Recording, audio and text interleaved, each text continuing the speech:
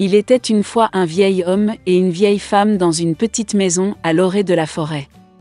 Tout dans leur vie se disputait, une seule chose manquait, le vieil homme et la vieille femme n'avaient pas d'enfants.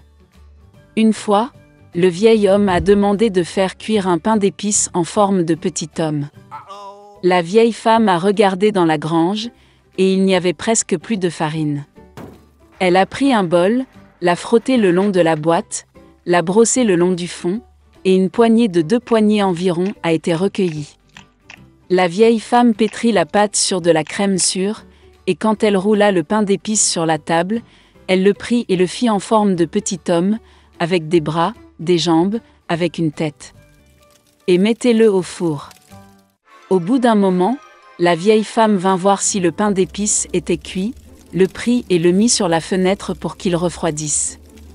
L'homme en pain d'épices s'est refroidi, s'est allongé, s'est couché, mais s'est soudainement levé, et a couru aussi vite que possible hors de la maison, de la fenêtre au banc, du banc au sol, à travers le sol et aux portes, a sauté par-dessus le seuil du porche à la cour, de la cour à la porte, de plus en plus loin. La vieille femme appela son mari, et ils se précipitèrent tous les deux après lui. Mais ce n'est pas si facile d'attraper le bonhomme en pain d'épices. Maintenant, il a déjà atteint le champ où les paysans battaient leur récolte. Passant en courant, le bonhomme en pain d'épices leur a crié qu'il avait déjà fui la vieille et le vieil homme, et qu'il les fuirait facilement aussi. Les paysans l'ont entendu et ont couru après lui. Mais, peu importe la vitesse à laquelle il courait, il ne pouvait pas le rattraper. Un bonhomme en pain d'épices a couru jusqu'au champ où les tondeuses tondaient l'herbe. Passant en courant, il leur a crié qu'il s'était déjà enfui de la vieille femme, du vieillard et des paysans, et il les fuirait facilement aussi. Les tondeuses ne pouvaient pas supporter un tel ridicule, tout le monde se précipita après le bonhomme en pain d'épices. Ils courent aussi vite qu'ils le peuvent, mais ils ne peuvent pas rattraper. Et vers le petit homme, la vache marche, il lui a crié qu'il s'était déjà enfui de la vieille femme, du vieil homme, des paysans et des faucheuses, et qu'il la fuirait facilement aussi. La vache s'est fâchée et s'est aussi précipitée après le bonhomme en pain d'épices. Seulement, il ne peut pas rattraper. Et un cochon le rencontrait. Le petit homme a crié qu'il avait déjà fui la vieille femme, et le vieillard, et les paysans, et les faucheuses, et la vache, et il la fuirait facilement aussi. Un cochon hurla et courut après. Seulement, elle ne put rattraper son retard, elle était trop grosse. Un bonhomme en pain d'épices court le long de la route et un lièvre le rencontre. Le petit homme a dit qu'il s'était déjà enfui de la vieille femme, du vieillard, des paysans, des tondeuses, de la vache et du cochon, et il le fuirait facilement aussi. Le lièvre entendit cela et courut après lui. Il ne peut pas non plus rattraper le petit homme, seul le lièvre l'a vu. Un bonhomme en pain d'épices court et un loup le rencontre, « Je vais vous manger », dit. Et le petit homme lui répondit qu'il avait déjà fui la vieille femme, et le vieillard, et les paysans, et les faucheuses, et de la vache, et du cochon, et du lièvre, et il le fuirait facilement aussi. Le loup grogna et se précipita sur l'homme en pain d'épices, et il esquiva et courut aussi vite qu'il le put. Seul le loup l'a vu. Un bonhomme en pain d'épices court et un énorme ours le rencontre. Son petit homme n'avait pas peur, mais criait qu'il avait déjà fui la vieille femme, et le vieil homme, et les paysans, et les tondeuses, et de la vache, et du cochon, et du lièvre, et du loup, et il s'enfuirait facilement de lui aussi. Un ours féroce lui tapa du pied et courut après lui. Mais l'ours était trop lent pour rattraper le bonhomme en pain d'épices. Un bonhomme en pain d'épices court et un renard le rencontre. Le renard était très rusé, mais le petit homme ne le savait pas. C'est pourquoi, par habitude, il se mit à crier qu'il avait déjà fui la vieille femme, et le vieillard, et les paysans, et les faucheuses, et de la vache, et du cochon, et du lièvre, et du loup, et de l'ours, ce qui signifie il la fuira facilement aussi. Le renard a écouté la fin, et a dit qu'elle était très vieille, n'a rien entendu. Elle s'approcha du petit homme et lui demanda de le répéter. Obéit à son idiot de bonhomme en pain d'épices et recommença à se vanter.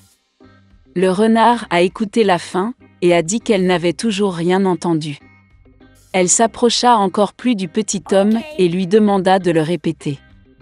Le bonhomme en pain d'épices a accepté, et alors seulement il a recommencé, alors que le renard se jetait sur lui et mangeait.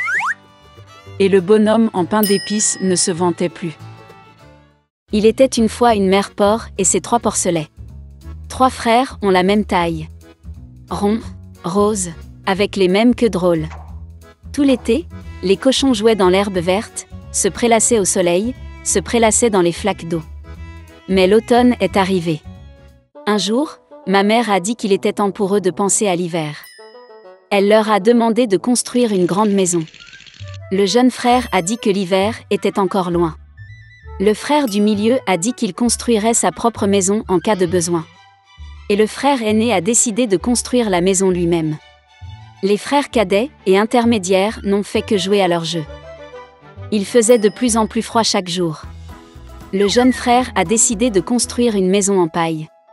Le frère du milieu pensait qu'il ferait très froid dans la maison au toit de chaume en hiver. Il a décidé de construire une maison à partir de brindilles et de brindilles. Le soir, leur logement était prêt. Ils étaient très fiers d'eux-mêmes et ne pouvaient pas se lasser de leur bâtiment. Maintenant, ils étaient libres et pouvaient faire ce qu'ils voulaient. Ils ont décidé d'aller voir leur frère aîné et de voir quel genre de maison il s'était construit. Le frère aîné était occupé à construire. Il a appliqué des pierres, malaxé de l'argile et s'est lentement construit une maison fiable et durable. Les jeunes frères ont trouvé leur frère aîné au travail. Ils étaient très surpris du genre de forteresse qu'il construisait. Le frère aîné a continué calmement à travailler. Les frères cadets et intermédiaires ont commencé à plaisanter et à rire de sa maison. Ils étaient tellement amusés que leurs cris résonnaient loin à travers la pelouse. Le frère aîné a demandé à se taire, car le loup pouvait les entendre. Les frères cadets et intermédiaires étaient encore plus amusés. Ils ont décidé que le frère aîné n'était qu'un lâche. Et les 2 braves frères sont allés se promener. En chemin, ils ont chanté et dansé, et quand ils sont entrés dans la forêt, ils ont fait un tel bruit qu'ils ont réveillé le loup qui dormait sous le pin. Le loup mécontent et affamé se rendit à l'endroit d'où provenaient les hurlements de 2 cochons stupides. Les frères marchaient joyeusement et parlaient de la facilité avec laquelle ils traiteraient le loup. Et soudain, ils ont vu un vrai loup vivant. Il se tenait derrière un grand arbre. Il avait des yeux très mauvais et une énorme bouche à pleines dents. Les frères étaient si effrayés que leurs queues minces tremblaient finement, finement. Le loup se prépara à sauter, il fit claquer ses dents et cligna de l'œil droit. Les porcs reprirent soudain leurs esprits, hurlant à travers la forêt, se précipitèrent pour s'enfuir. Soulevant des nuages de poussière, ils se précipitèrent chacun dans sa propre maison. Le jeune frère a couru vers sa hutte au toit de chaume et a claqué la porte devant le loup. Le loup grogna et demanda d'ouvrir la porte. Le jeune frère, par peur, ne put prononcer un mot. Puis le loup a commencé à souffler. Le toit léger s'est instantanément envolé de la hutte au toit de chaume. Le loup prit une profonde inspiration et souffla une seconde fois, et la maison en chaume vola dans toutes les directions. Le loup était ravi, claqua des dents et se jeta sur son jeune frère. Mais le cochon esquiva habilement et courut. Il a couru à la maison du frère du milieu. Les frères réussirent à s'enfermer et se regardèrent avec consternation. Le loup s'est fâché et a commencé à souffler. La maison est légèrement de travers. Le loup a soufflé une seconde, puis une troisième, puis une quatrième fois. Mais la maison était toujours debout. Le loup prit une profonde inspiration et souffla pour la 5e fois. La maison a tremblé et s'est effondrée. Une seule porte resta quelque temps au milieu des ruines. Dans l'horreur, les porcelets se sont précipités vers la maison de leur frère aîné. Le loup a couru après eux. Il était sûr que cette fois les porcs ne le fuiraient pas. Les porcelets se sont rapidement précipités devant le grand pommier sans même le heurter. Et le loup n'a pas eu le temps de se retourner et a heurté le pommier, qui le recouvrait de pommes. Une pomme dure le frappa entre les yeux. Une grosse bosse sauta sur le front du loup. À ce moment-là, les frères cadets et intermédiaires ont réussi à pénétrer dans la maison du frère aîné et à verrouiller la porte. Le loup courut vers la porte, grogna et demanda d'ouvrir la porte. Les jeunes frères avaient très peur et ne pouvaient rien dire en retour. Et le frère aîné savait que lui et ses frères n'avaient rien à craindre dans une maison en pierre solide. Puis le loup a aspiré plus d'air et a soufflé dès qu'il a pu. Mais peu importe combien il a soufflé, pas une seule pierre n'a bougé. Et puis il a levé les yeux et a remarqué une grande et large cheminée sur le toit. Il monta prudemment sur le toit et commença à descendre le tuyau. Les cochons ont entendu un bruissement.